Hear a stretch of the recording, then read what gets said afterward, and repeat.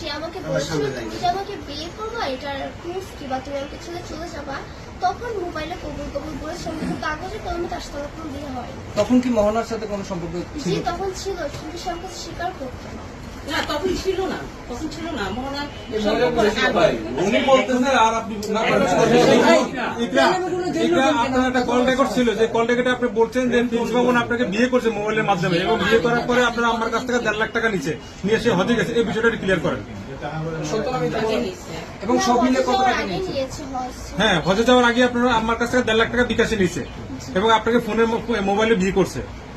এবং আমরা আপনাকে যখন জিজ্ঞেস করা হলো যে আপনার সাথে কি তার বাসর করেছে, আপনি বলছেন না। এই বিষয়টা একটু ক্লিয়ার করেন। না এরকম ছিল হ্যাঁ, আমাদের কাছে কল রেকর্ড আছে না। না, বলছি মানে একসাথে ওদের বাসর করা হয়নি এটা বলছি। এসব কিছুই না, না। তার বলেন বলেন, এটা বলেন। তার সাথে আমার পার্সোনাল ভাবে কোনো দেখা হয়নি। একদিন দেখা হয়েছিল, সেটা হচ্ছে বসুন্ধরায় দেখা হয়েছিল, তার বাসার ওইদিকে। তার সাথে পার্সোনাল ভাবে আমার দেখা হয়নি তেমন। আর মানে তার সাথে তোমার কোন রুমে দেখা হয় নাই, বাট বসুন্ধরাতে দেখা হয়। তাহলে আপনি কি বলে কবুল করছেন এবং কেন টাকা দিচ্ছেন 1.5 লাখ টাকা? প্রেম করা অবস্থায় সবাই এরকম কবুল বলে, এটাকে তো বিয়ে বলে না, তাই না? যেহেতু কাগজ আর প্রশ্নটা ছিল আপনি কিভাবে কেন তাকে টাকা দিয়েছেন? তাকে তো কখনো দেখেন নাই। ভালোবাসতো তাই দিছে, এটা কোন ধরনের প্রশ্ন? ভালোবাসতো তাই আচ্ছা, দিছে। প্রেম ভালোবাসতে দেয়, টাকার মতো প্রেম করেন নাই। ভালোবাসতো দিছে তাই দিছে। ভালোবাসা দিলে আচ্ছা আচ্ছা আমরা কি সবাই